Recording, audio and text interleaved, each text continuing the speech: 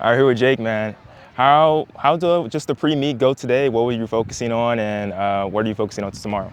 It was good. I've been down to this track on Wednesday to do a little Okay. session because I've been here since Monday. Friday today, the day before the race. So just did a few strides, some drills, just tried to get moving a little bit. And I haven't seen athletes all week because I've just been here on my own. So it's nice to actually have everyone arrive from the States. I think I'm probably the furthest travelled for this meet, like on the week of, I'm going to say. I came from the UK, so like I don't think anyone could top that for how far they've come to get to this meet. What made this meet a focus for you to try to come all the way here? Like you said, it's a far travel. I'm going up to Flagstaff afterwards, so Okay. it's like there's a reason why I've come all the way across. It's just at the start of my camp, so I'll go up for 5 weeks after this. So I was going to be across there anyway, so it was nice to be able to get racing before.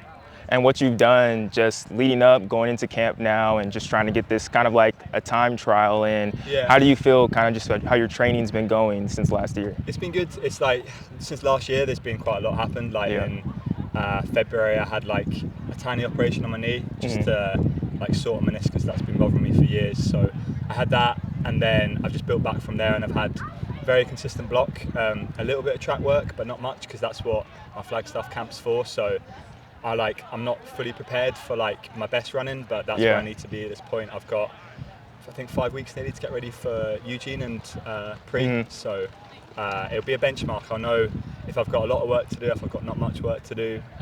But more than anything, it's just gonna be nice to be back racing. Was that just like a arthroscopic like kind of like surgery? So that was like the same thing. See, but my scar is that. Okay. It's like a tiny little line. So it's like it really. Was 2 weeks off running, mainly just to let the surgery swell down, or the swelling from the surgery calm down. But they trimmed a bit of my meniscus that had like folded and been grumbling for like years. So it's good now.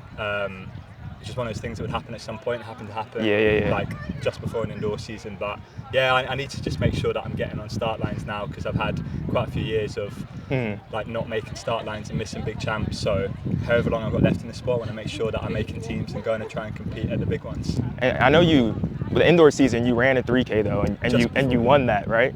That was like, it was a pretty low key one up in Glasgow. So that was my indoor season, January, like the first week, and I went to South Africa, and that's when stuff just started getting a bit like sore. And then it got to the point where like the travel back from South Africa to Boston just made my knee so bad that that's when I knew I needed to get something sorted with it. And it's like if it's to happen at any point in the year, like the indoor season definitely over the outdoor season. It's nature of the sport. We push ourselves for like years and years, and we red line, and then you always at some point are going to step over, and then eventually like that line just becomes a bit easier to cross at points. So you just need to be a bit more respectful and careful of your body. Yeah, that's what I've learned. And like like you said, since 2023 world champ. Well, 2023, right? 22. Yeah, since that world champion. Back in the day. It's been start and stop for a lot of you. Just how have you been able to keep mentally, just like keep on going throughout these times? It's tough. You have to pick yourself up quite a bit, and there was always like reasons to get back up again. It's funny because like the last 3 years, it looks like I'm like the most injured athlete ever. But honestly, before 2023, I didn't like get really many injuries at all, and just get on that like carousel where you just get stuck, and then one thing leads to another. You come back a little bit too quick, and then you're just way more susceptible again. And like 2023, I could take missing because I was like, right, well, I won Worlds last year, so like it's a shame I can't try and defend it, but Paris is important. So I get myself back up for Paris, and then when that didn't happen, that was the toughest one. That was like a big goal in my career, and the timing of it felt right. So now I'm just taking a year at a time. So it doesn't matter about LA, it just matters about not even Tokyo, just like tomorrow, and then Flagstaff, and then Eugene. Like I just need to take it a race at a time and make sure that I'm listening to the warning signs, because that's what I need at the moment. Last thing, just what would be a good day tomorrow? I'm gonna try and win it. Like that's what I'll do if I'm racing at any point. So like a win would be great.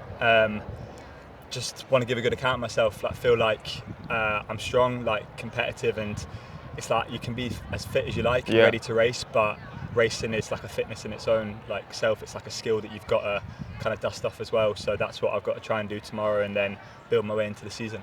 Well, best of luck, Jake. We're going to be excited to see you watch it. Cheers.